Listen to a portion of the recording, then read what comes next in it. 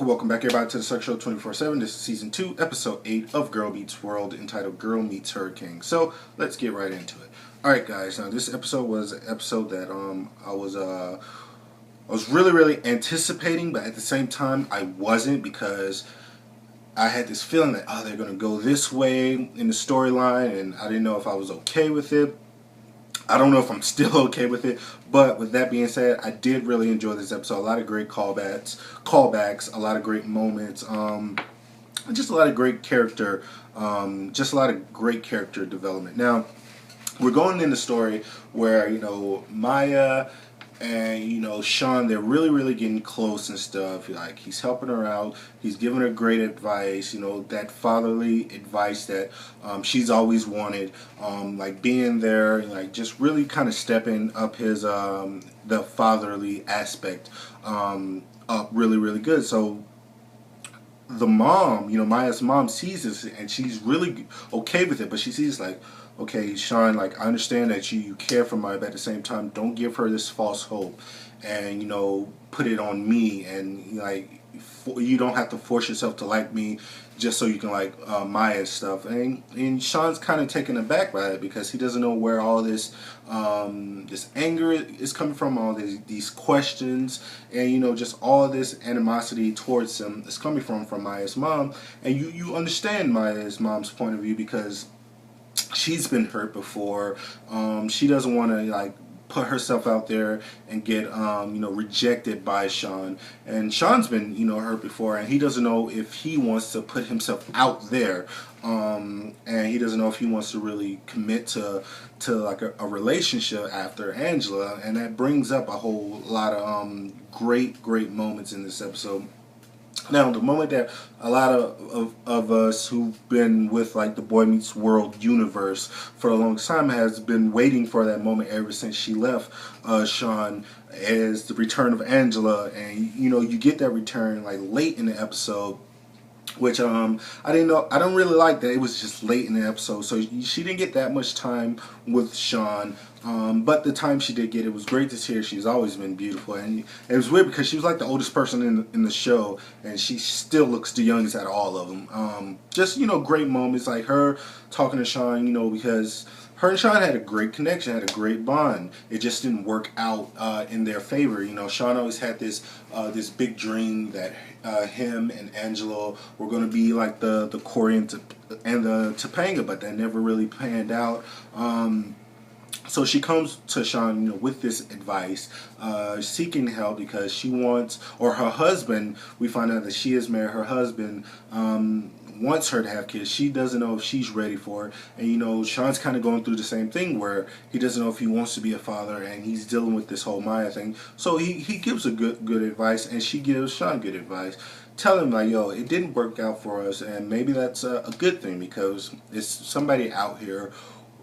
It's Maya who's out here, who adores you, who can't keep her eyes off you, and who looks up to you. And then you have her mom, who probably feels the same way, but she's afraid to put herself out there. So it was good that Angela told Shawn, like, make our experience together a lesson, and make it a lesson to where you can open up and move on and just move past it, and be happy and stuff. So with that being said, I really like that part. But at the same time, it drove me crazy, because when I was a kid, it was always Corey, Topanga, Shawn, and Angela. Like, for me, in my relationships, I always wanted that relationship of Corey, Topanga, where you love that person through thick and thin, and that's the person you always wanted to be with, like Corey and Topanga. But I always wanted that relationship like Shawn and Angela, that person who at first glance you don't know if you belong together, but y'all do belong together, no matter what race, age, sexuality, stuff like that. Because they were really like the first kind of couple that I remember growing up, who was like this interracial couple. And that was just a big moment for TV, especially when they were very young, and especially back in the day when I was a kid. So I've always looked to, Shawn and Angelo for that. So it was just heartbreaking that, going through like season 1, when they introduced Shawn to Girl Meets World, and introduce like this whole Maya and Maya's mom thing, I knew what was going to happen, and I knew I wasn't going to be okay with it. I'm still not okay with it, because of the way it was executed. Like, I understand the fact that you want Maya to have this great role model, a father figure, and that's good that Shawn can be that. But does it mean that to be that father figure, does he have to be in a relationship with Maya's mom? That was my whole complaint about it. So I felt like they were kind of forcing that on us, that he can't be a father figure to Maya if he's not dating or if he's not in a relationship with Maya's mom. So that kind of drove me crazy. But now that we have it here, I mean, I have to deal with it. Like I said, this show is not really predicated on what I think. It's not really aimed towards me. But as a person who likes the universe, like it kind of bugged me. But now that we have it, it's whatever. You got to move past it. It was a great episode for Maya's mom. I thought it was great. Like it didn't lean me towards Maya's mom in the side, but it got me to like her a little bit more. So that's always a good thing. Another great moment in this episode was the reveal of Chet, who is Shawn's father, who is that father who was who wasn't really there back in the day, but when he died, he played a very important part of Shawn's life. So I love the fact that he was in this episode, just a quick cameo, but he gave Shawn that great advice, and it was just a great moment to see Chet, because I've always liked Chet, and probably the most heartbreak. If you've never seen that episode where Shawn's father dies, it's the most heartbreaking thing in the world. So if you are new to this whole universe, go back and watch that episode of the death of Shawn's father. Just terrific TV.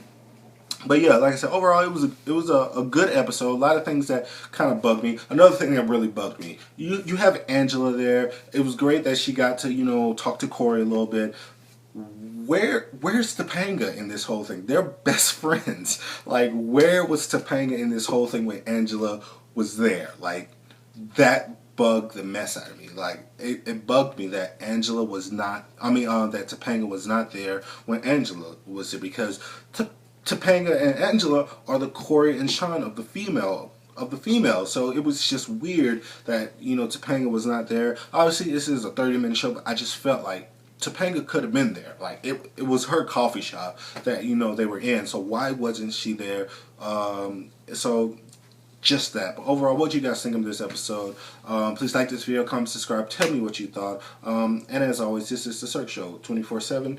Be easy. Oh, and let me know whose side are you on? Who do you want Shawn to be with? You want her to be with Maya's mom or Angela? Even though Angela's already taken, but I'm still on the Angela side. So I'm hoping Angela gets a divorce like soon from the military guy. But that's just me. But bye.